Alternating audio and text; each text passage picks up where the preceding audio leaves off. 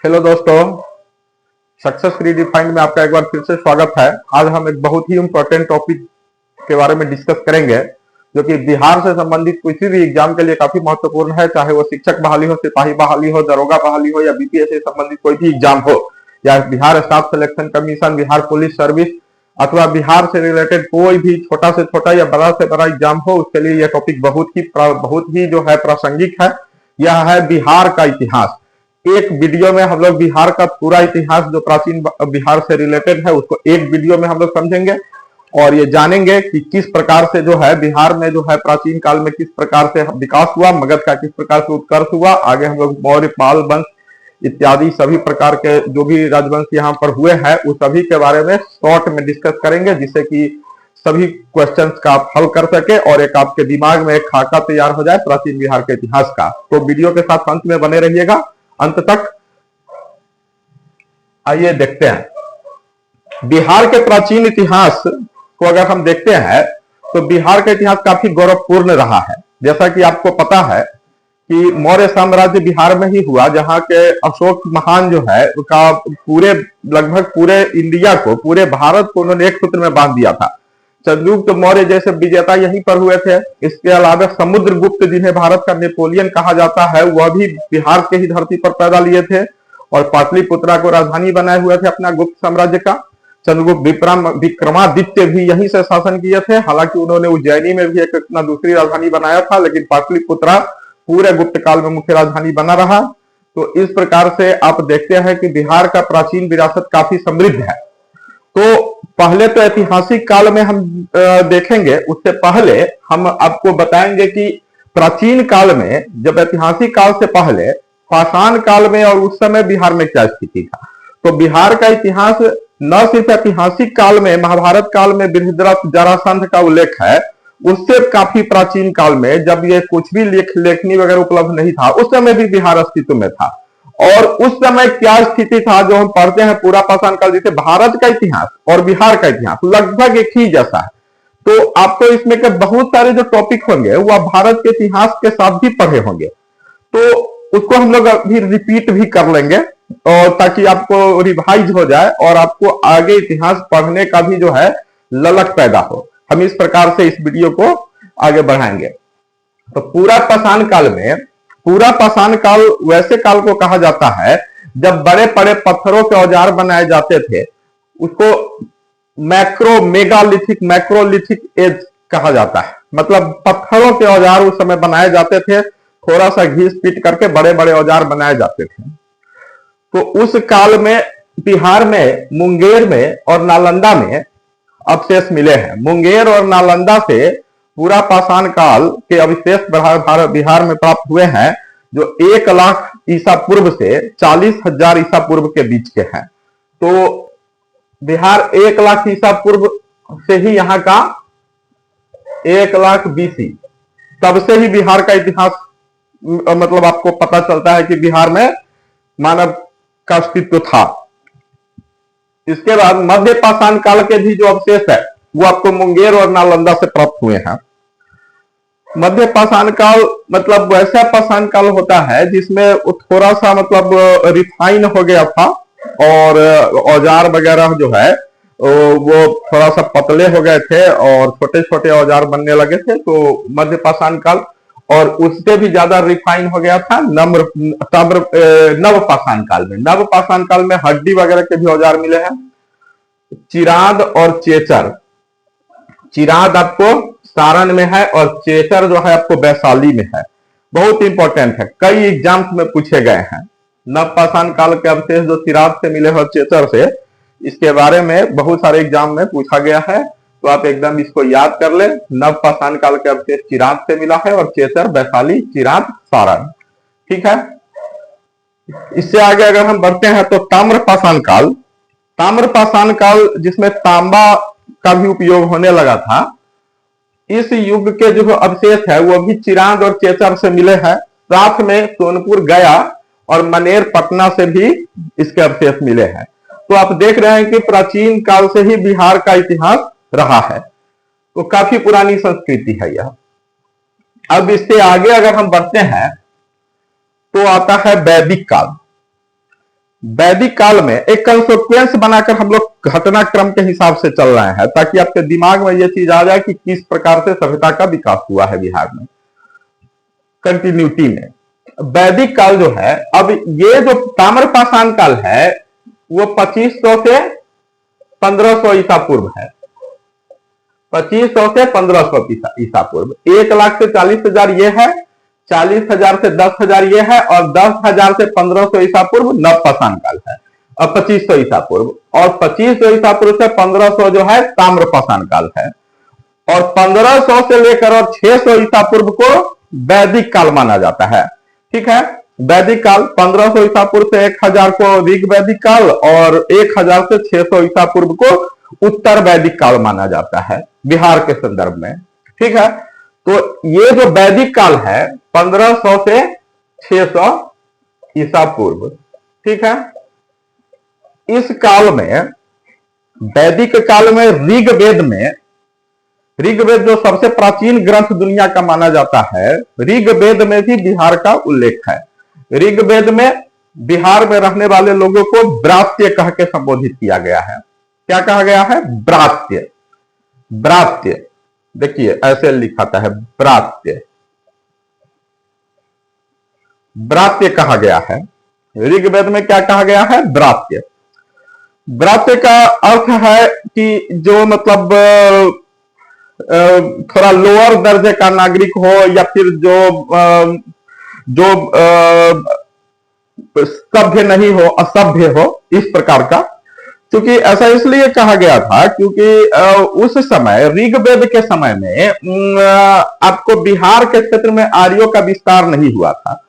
उस समय गंगा, जैसा आपको पता है, ऋग्वेद में गंगा नदी का बहुत कम उल्लेख है, और ज्यादातर उल्लेख शब्द सिंधु क्षेत्र का है। सरस्वती और सिंधु ये दो महत्वपूर्ण नदियां हैं, और उसी के बेसिन में मेनली आर्यों का विकास हुआ था ऋग्वेदिक कालीन में। इसीलिए ऋग्वेद में जो उससे पूर्व का क्षेत्र था उसको असभ्य और अविकसित क्षेत्र माना जाता था, और उसी के लिए इसको ब्रात्य कहा जाता था। और बिहार और इस इलाके के लिए कीकट शब्द का प्रयोग किया गया है। कीकट, कीकट। तो कीकट शब्द का प्रयोग जो है बिहार के इलाके के लिए और ब्रात्य वहां रहने वाले लोगों के लिए किया गया है।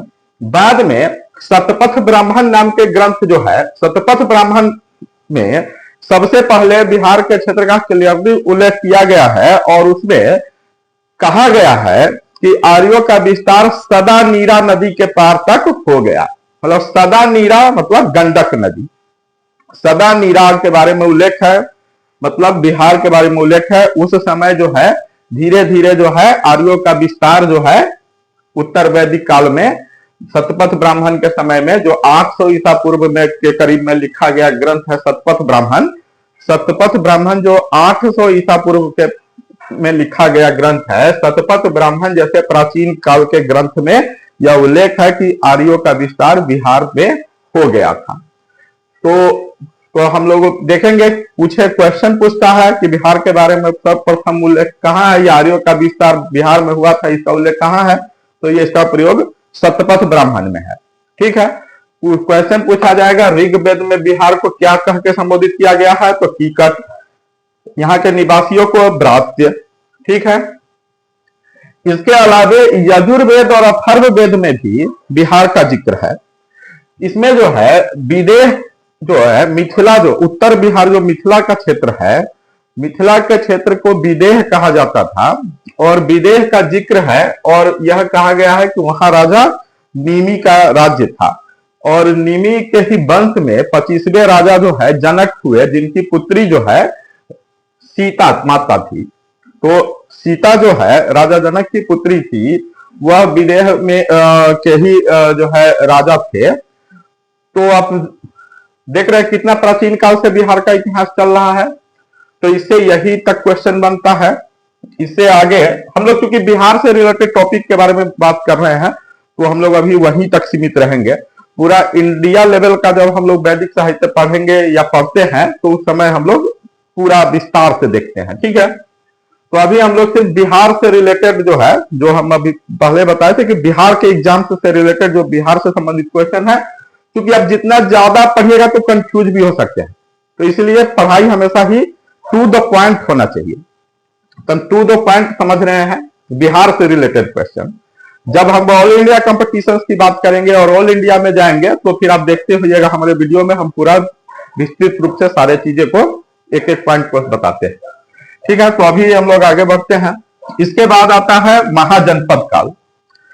वैदिक काल के बाद 1500 से 600 ईसा पूर्व तक, जैसा कि हमने बताया, वैदिक काल है और उसके बाद महाजनपद काल आता है। तो महाजनपद काल में 600 ईसा पूर्व द्वितीय नगरीकरण, प्रथम नगरीकरण भारत के संदर्भ में माना जाता है सिंधु घाटी सभ्यता का। और 600 ईसा पूर्व में जब महाजनपदों का विकास हुआ, बड़े बड़े शहर बनने लगे, तो उसको कहा गया द्वितीय नगरीकरण। तो द्वितीय नगरीकरण से जोड़ा जाता है महाजनपद काल को। यह भी क्वेश्चन काफी पूछा जाता है। ठीक है, और उत्तर काले मृदभांग का जो है नॉट पॉलिश पेंटेड वेयर, उसको भी इसी से जोड़ा जाता है महाजनपद काल से। ठीक है, तो ये क्वेश्चन काफी आता है। इसमें जो है महाजनपद काल में आखिर ये महाजनपद थे क्या?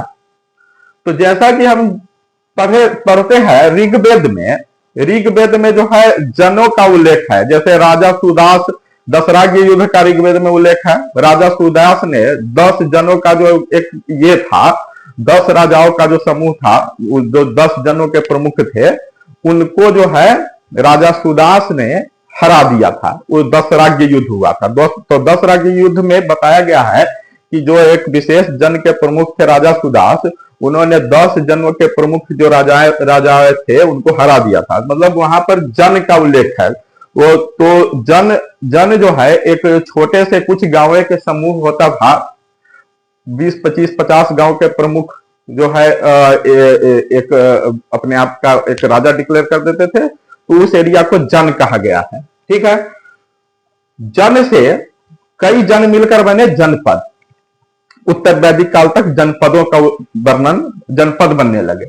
और जब जनपद बड़े बड़े होने लगे, कई जनपद मिल गए और बड़े बड़े जनपदों का हो गया, तो उनसे जनपद जो काफी बड़े हो गए थे उनको कहा गया महाजनपद। ठीक है, तो 600 ईसा पूर्व के करीब अंगुत्तर निकाय जो एक बौद्ध ग्रंथ है, काफी प्रसिद्ध बौद्ध ग्रंथ है, अंगुत्तर निकाय में महाजनपदों का सबसे पहले उल्लेख है और इसमें 16 महाजनपदों का उल्लेख किया गया। अंगुत्तर निकाय में जिन 16 महाजनपदों का उल्लेख किया गया है उसमें 3 जो है बिहार, जो अभी वर्तमान में हम लोग यहां रह रहे हैं, छोटा सा बिहार, इसमें 3 महाजनपद थे। इसमें सबसे प्रमुख था मगध, जिसमें बिहार, नालंदा, नवादा, गया ये सब का इलाका आता था। और झारखंड के कुछ इलाके इससे जो सटे हुए थे ये भी इसी में आते थे। दूसरा था अंग का इलाका जो है भागलपुर, मुंगेर, जो वो इलाका है वो अंग महाजनपद में आता था। और तीसरा है बज्जी जो है 10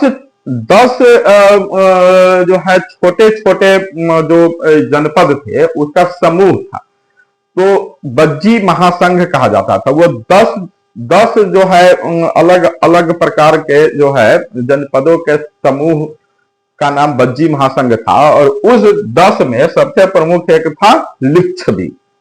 तो लिच्छवी गणराज्य आपने नाम सुना होगा, जो इसे विश्व का प्राचीनतम जनतंत्र कहा गया है।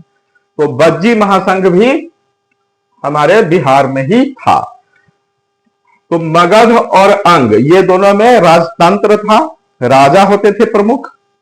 और बज्जी जो महासंघ था इसमें जो है एक कमेटी बनता था प्रमुख लोगों का 10, और सभी अपना अपना, जैसे 10 संघ था तो सब अपना अपना प्रतिनिधि उसमें भेजता था। और वो प्रतिनिधि जो है मिलकर के जो है एक शासन चलाता था। तो इस प्रकार एक प्रकार का जो है प्रजातांत्रिक सिस्टम था। हालांकि हर पब्लिक को जो है वोट देने का अधिकार आजकल के तरह आधुनिक प्रकार का नहीं था, लेकिन ऐसा था कि मतलब ओपिनियन लिया जाता था मास लेवल पर। तो कहा जा सकता है कि वो उस समय जो है गणतंत्र था, क्योंकि गणतंत्र इसलिए भी था क्योंकि बाप का बाद बेटा नहीं बनेगा तो वो गणतंत्र ही हुआ। तो लिच्छवी गणतंत्र जो था और यह बज्जी महासंघ, यह विश्व का सबसे प्राचीन गणतंत्र बिहार में ही हुआ। आगे चलकर धीरे धीरे मगध जो है इसमें मजबूत होता चला गया और मगध ने सबसे पहले अंग को जीत लिया और बाद में बज्जी को जीत लिया और ये आगे बढ़ गया और मगध का उत्कर्ष हम लोग अगला टॉपिक देखेंगे। तो मगध जो है अब ये तीनों का राजधानी कहां था वो भी हम लोग समझ लेते हैं। अंग की जो राजधानी थी वो थी चंपा, बज्जी का राजधानी था वैशाली और मगध के राजधानी था राजगीर या गिरिब्रज, ठीक है, जिसे अब राजगीर कहा जाता है। और बाद में राजधानी बना पाटलिपुत्रा, ठीक है। तो आप ये समझ गए बज्जी और अंग से आपको यही क्वेश्चन आता है जो अभी हमने आपको बताया है। महावीर जो है जैन धर्म के संस्थापक, उनका भी जन्म इसी जो है कुल में हुआ था, कुंडग्राम में, बज्जी महासंघ के अंतर्गत वो जगह आता है वैशाली में। तो समझ गए आप ये बात। अब हम देखेंगे कि इसमें मगध न सिर्फ इसको बल्कि जो 16 महाजनपद बाकी थे उसको भी बारी बारी से मगध ने बाद में धीरे धीरे ऑक्युपाई कर लिया या उस पर उनका प्रभाव बन गया और इस प्रकार से मगध जो है पूरे भारतवर्ष में सबसे शक्तिशाली राज्य बनकर उभरा। तो ये किस प्रकार से हुआ है उसको अभी हम देखेंगे। तो मगध का उत्कर्ष जो है, मगध के उत्कर्ष में हम लोग सबसे पहले मगध का इतिहास देखेंगे। मगध में ऐतिहासिक रूप से सबसे पहले मगध राज्य का स्थापना माना जाता है किसने किया था? बृहद्रथ ने। बृहद्रथ ने मगध की स्थापना की थी और बृहद्रथ जो है एक पौराणिक जो है नाम है और महाभारत में बृहद्रथ का उल्लेख है। महाभारत ग्रंथ में बृहद्रथ का उल्लेख है, किसमें? महाभारत में। और बृहद्रथ का ही बेटा थे पुत्र जरासंध। आप अभी भी राजगृह जाइएगा तो आपको जरासंध का अखाड़ा और जरासंध से रिलेटेड ढेर सारे वहां पर स्थान मिल जाएंगे। तो जरासंध जो है राजगीर का मतलब मगध का राजा था और भीम के साथ मल्ल युद्ध में द्वंद्व युद्ध एक हुआ था और उसमें इनका पराजय हुआ था जरासंध का। काफी प्रतापी राजा थे। तो जरासंध के समय से ही बृहद्रथ हुए, जरासंध हुए और उनका खानदान चला। लेकिन ये पौराणिक ग्रंथों में है। ऐतिहासिक रूप से मगध का सबसे पहला राजा, अब हम लोग ऐतिहासिक रूप से देखेंगे। ऐतिहासिक रूप से मगध का सबसे पहला राजा माना जाता है किसको? तो बिंबिसार को।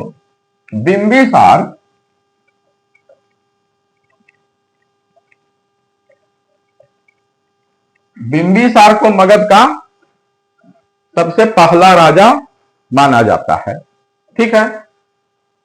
ऐतिहासिक रूप से बिंबिसार को सबसे पहला राजा माना गया है। बिंबिसार जो है भगवान बुद्ध और महावीर के समकालीन थे। इसने जो है धीरे धीरे जो है अपना स्थिति मजबूत करना शुरू किया। इसने लोहा का उपयोग करके अस्त्र शस्त्र बनाया। महाकंटक, रथ, मुसल, ये सब बड़े बड़े हथियार बनाए गए और इसके बाद ये धीरे धीरे जो है मगध जो है मजबूत होता चला गया। तो इसने सबसे पहले क्या किया कि शादी किया, वैवाहिक संबंधों द्वारा अपना स्थिति मजबूत किया। इसने 3 शादियां किया, 3 शादी करके अपना स्थिति को मजबूत कर लिया। इसने कौशल नरेश की बेटी से शादी कर लिया, ठीक है। और कौशल नरेश की बेटी से शादी करके दहेज में इसको मिल गया काशी। काशी भी एक महाजनपद था। काशी जो है महाजनपद दहेज में इनको मिल गया। इसी प्रकार से इन्होंने लिच्छवियों के राजकुमारी से शादी कर लिया, चलन्ना से। और लिच्छवी राजकुमारी से शादी करने के कारण इनका लिच्छवियों से भी संबंध बढ़िया हो गया। और फिर तीसरा शादी इन्होंने किया मद्र नरेश, जो गांधार तरफ था मद्र नरेश पश्चिमोत्तर भारत में, उनके बेटी से कर लिया शादी। इस प्रकार से यह 3 राजकुमारियों से शादी करके बिंबिसार ने अपना स्थिति बहुत मजबूत कर लिया, और स्थिति मजबूत करने के बाद इसने अंग पर अपना आक्रमण कर दिया और अंग को जीत करके अपने राज्य में मिला लिया। इस प्रकार से मगध का विस्तार शुरू हुआ, काशी दहेज में मिल गया। तो इसके बाद मतलब बिंबिसार के बाद राजा बना कौन? अजातशत्रु। अजातशत्रु जो है बिंबिसार का बेटा था, और बौद्ध स्रोतों में कहा गया है कि इसने अपने पिता की हत्या करके जो है राजा बना है, लेकिन जैन स्रोत जो है इस चीज का जो है खंडन करता है। ठीक है, जनरली जो है ये जो वंश था बिंबिसार का, इसका नाम है हर्यक वंश। हर्यक वंश, ठीक है। हर्यक वंश में बिंबिसार के बाद दूसरा राजा हुआ अजातशत्रु। अजातशत्रु भी एक बहुत ही प्रतापी राजा था। ठीक है, तो अजातशत्रु ने क्या किया कि और साम्राज्य विस्तार की नीति अपनाई। इसने क्या किया कि सबसे पहले गंगा और सोन नदी के बीच में एक सैनिक छावनी बनाया। देखा कि ये जगह बहुत जो है दोनों तरफ से नदियों से घिरा हुआ है, तो ये जो है बहुत सुरक्षित क्षेत्र है, तो वहां पर उसने एक सैनिक छावनी बनाया और वैशाली पर आक्रमण करना धीरे धीरे शुरू किया।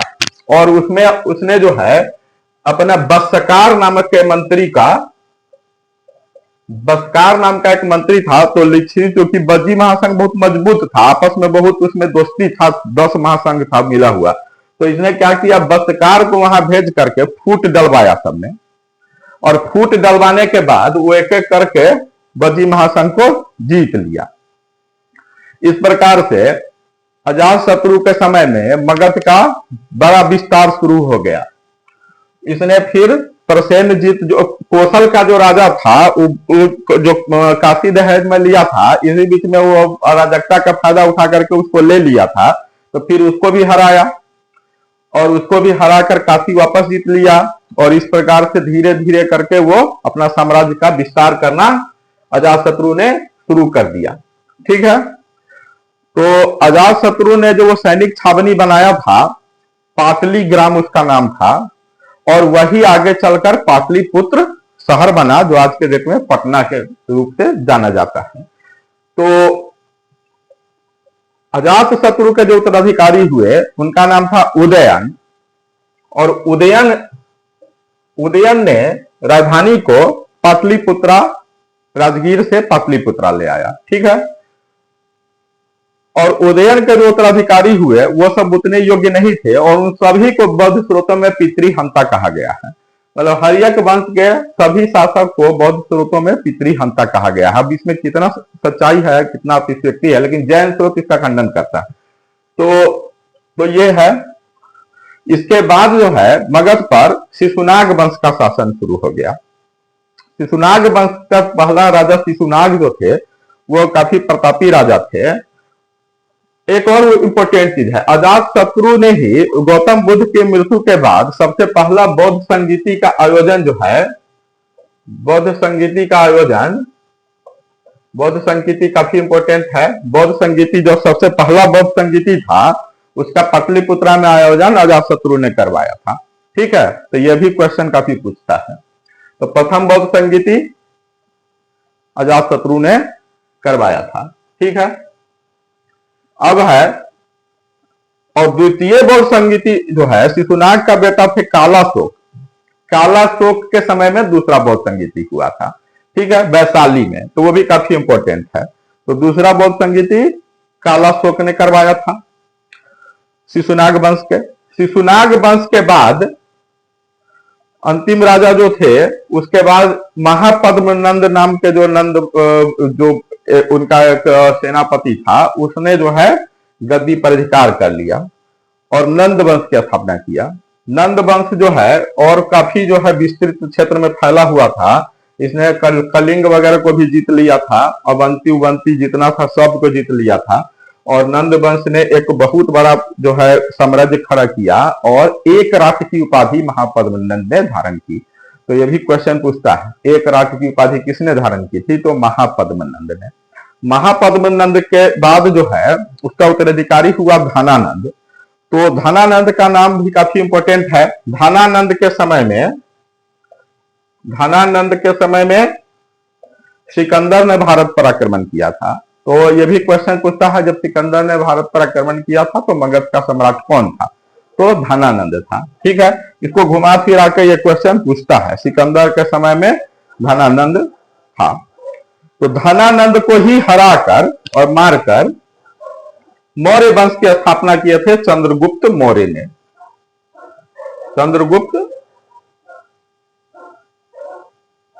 चंद्रगुप्त मौर्य ने क्या किया था? मौर्य वंश की स्थापना।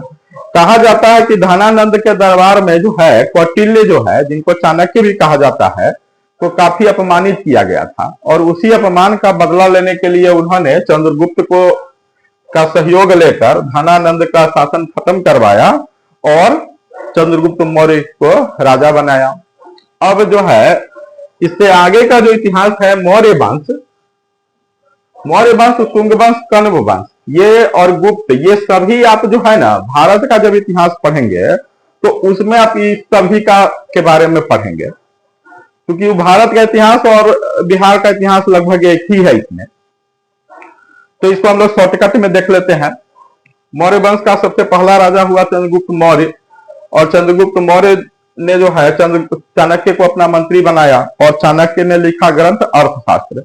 अर्थशास्त्र को प्रशासन और राजनीति से संबंधित सबसे प्राचीन ग्रंथ माना जाता है और अर्थशास्त्र में जो है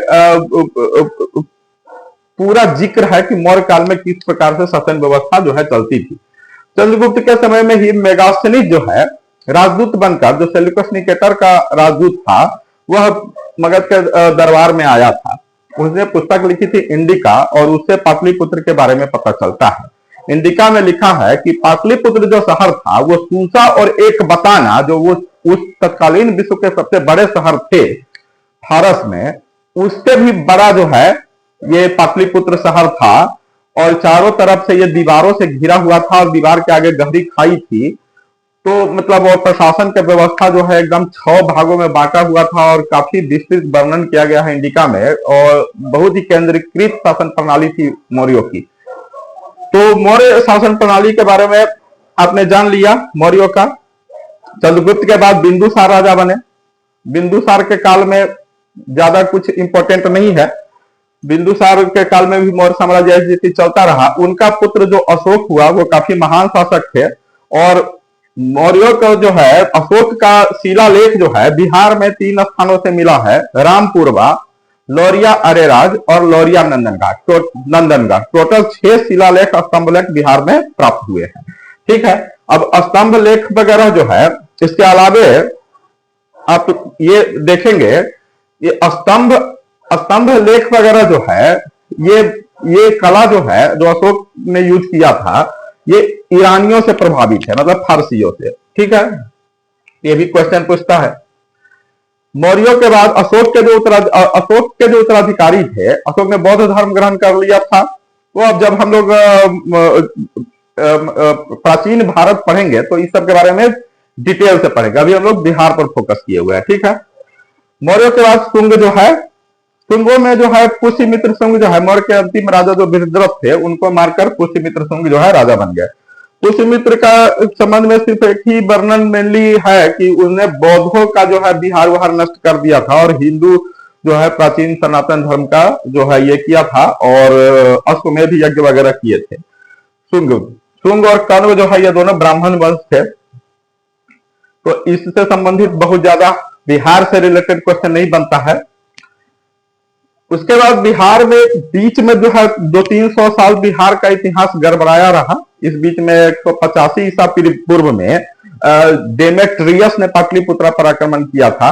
इसके अलावा मिहिर कुल ने भी जो है पाटलिपुत्रा पर आक्रमण किया था। हुनों ने भी बाद में आगे चलकर गुप्त वंश में, गुप्त काल में। तो गुप्त काल में इंपॉर्टेंट है, गुप्त काल में समुद्रगुप्त का जो प्रयाग प्रशस्ति है उससे पता चलता है कि मतलब कई सारे राज्यों को जो है उसने जीता था और पाटलिपुत्र को राजधानी उस समय में कंटिन्यू रखा था समुद्रगुप्त ने। ठीक है, तो उस समय में पूरा बिहार जो है गुप्तों का अधीन था। गुप्त काल में ही जो है कालिदास वगैरह विद्वान पैदा लिए, आर्यभट्ट, ये सब जो है उसी काल में है, गुप्त काल में। तो गुप्त काल में एक और इंपॉर्टेंट चीज है, कुमार गुप्त जो गुप्त शासक थे, 414 ईसा पूर्व में वो शासक बने थे, उन्होंने बस ईसा पूर्व नहीं 414 ईस्वी में, तो कुमार गुप्त ने नालंदा में एक अंतरराष्ट्रीय विश्वविद्यालय बनाया था। तो वो काफी इंपॉर्टेंट है। नालंदा विश्वविद्यालय की स्थापना किसने की थी? कुमार गुप्त ने। ठीक है, इसके अलावा गुप्त काल में जो है ही फाहियान नामक बौद्ध यात्री जो था, चीनी यात्री, वो बिहार आया था और 3 साल पाटलिपुत्र में रहा और उसने पाटलिपुत्र का जो विशाल राजप्रसाद था उसका वर्णन किया है और कहा है कि यह जो है आदमी के बस का बात नहीं है बनाना, यह देवताओं ने बनाया है पाटलिपुत्र शहर को। ठीक है, मतलब इतना उस समय जो है विकसित अवस्था में पाटलिपुत्र था। तो और फाहियान आया था चंद्रगुप्त द्वितीय विक्रमादित्य के समय में, वो स्वर्ण युग था भारतीय इतिहास का, वो भी कहा जाता है गुप्त काल को, और चंद्रगुप्त द्वितीय के शासन काल को सबसे मेन कहा जाता है।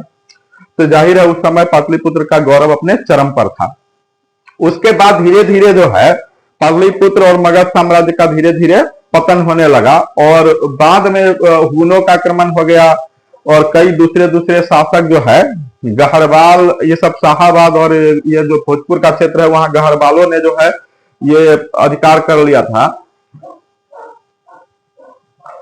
तो गुप्त के बाद उत्तर गुप्त कुछ दिन के लिए आए, कुछ गैप के बाद, और उत्तर गुप्त के बाद जो है थोड़ा दिन गैप रहा और फिर उत्तर गुप्त का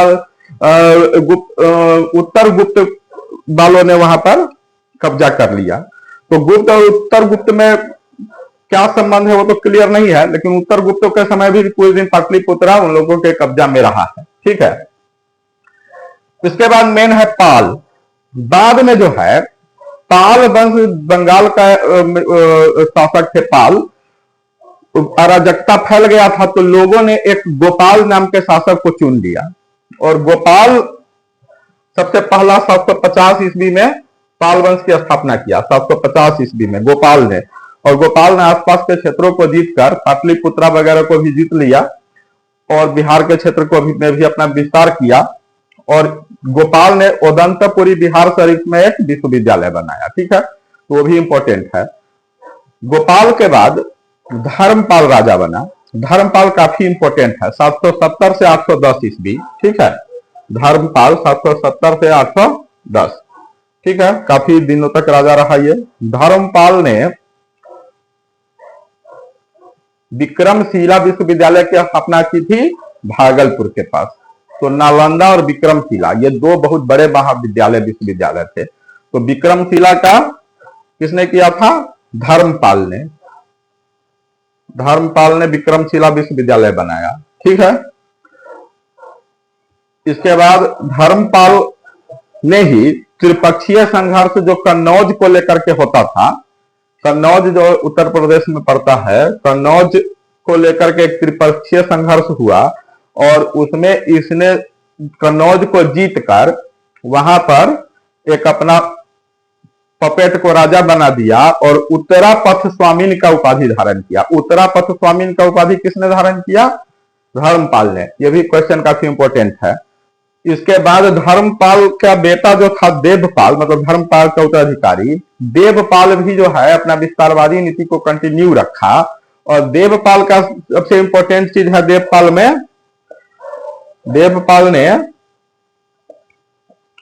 देवपाल ने भी त्रिपक्षीय संघर्ष में भाग लिया। ठीक है, और देवपाल के समय में जावा का जो राजा था उसने अपना एक दूत भेजा था और 5 ग्राम जो है नालंदा में एक बौद्ध मंदिर बनाने के लिए इसने दान में दिया था। उसके अनुरोध पर, जावा के राजा के अनुरोध पर देवपाल ने 5 ग्राम जो है दान में दिया था नालंदा में बिहार की स्थापना के लिए। ठीक है, तो ये देवपाल के संबंध में है। देवपाल के बाद के उत्तराधिकारी सब उतना इंपॉर्टेंट नहीं है। आगे चल करके पालों के बाद सेनों का शासन हुआ, वो उसमें बहुत ज्यादा ये नहीं है, लेकिन पाल वंश के समय में जो है काफी विकास हुआ बिहार के क्षेत्र में। और पालों ने जो है एक तो ये जितने विश्वविद्यालय थे बिहार में उसको काफी दिल खोल करके दान दिया। 200 ग्राम नालंदा विश्वविद्यालय को दान में दिया इन लोगों ने। इसके अलावे जो है इस समय मूर्ति कला, शिल्प कला का भी काफी विकास हुआ, जिसमें ग्रेनाइट के काले पत्थरों पर, बेसाल्ट के पत्थरों पर जो है मूर्तियां बनाई गई। और काले मूर्ति थे बुद्ध के, और विभिन्न हिंदू देवी देवताओं को भी मूर्तियां काफी संख्या में मिले हैं। इसी समय में जो है एक दीदारगंज से यक्षिणी की मूर्ति मिली है, वो भी काफी इंपॉर्टेंट है।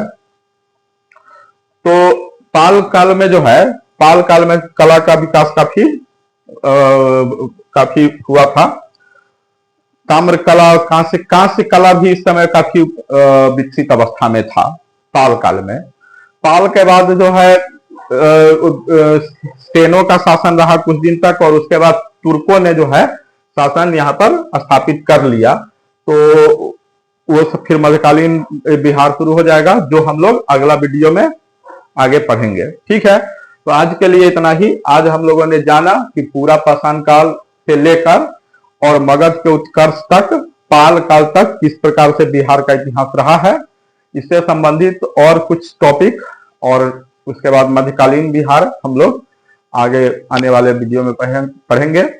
आप इसको, अगर ये वीडियो अच्छा लगा तो उसको दोस्तों के बीच में शेयर कीजिए, सब्सक्राइब कीजिए। धन्यवाद।